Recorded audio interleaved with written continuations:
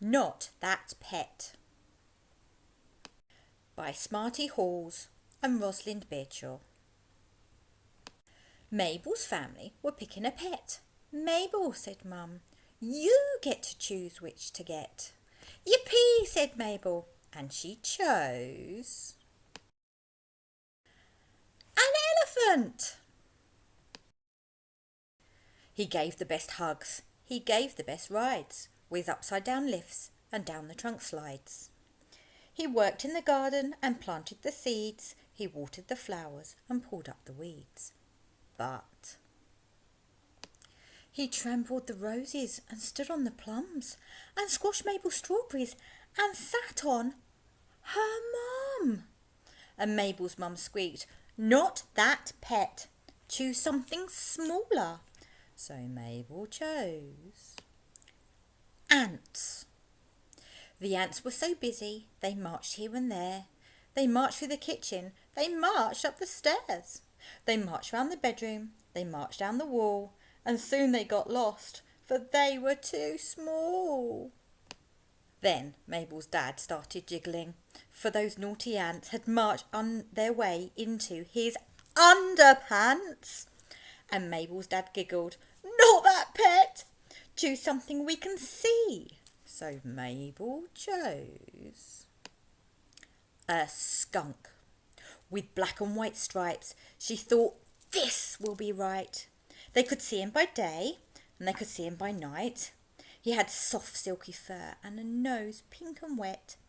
There was simply no doubt that she'd got the best pet. But the baby surprised him by giving a yell, and that skunk went and made the most terrible smell. And they all held their noses and gasped, not that pet! Choose something that's not afraid of the baby. So Mabel chose a snake. Her coat was bright silver with patches of gold, extremely exotic, but wiggly to hold. And she wasn't scared, no, that much was true. Quite quickly she caused a right hullabaloo. She slinked and she slithered with barely a sound. Sss, she coiled herself round and around until Grandad spluttered, not that pet! Choose something with legs! So Mabel chose a spider. They all took one look and screeched, no, there's no way. From the top of the chair they yelled, take it away! OK then, said Mabel. Well, what about these? You know I'll look after them. Please, pretty please.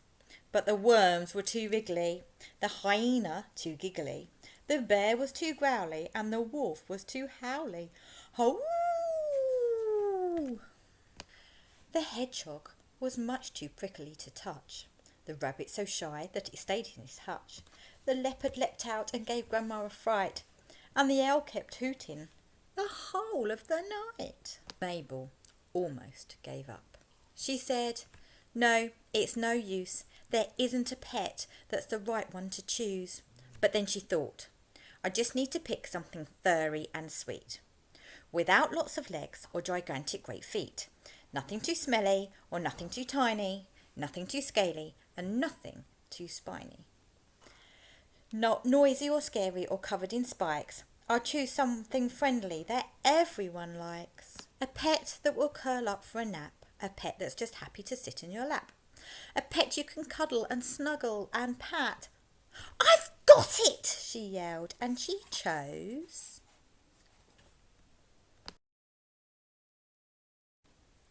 a rat. The end.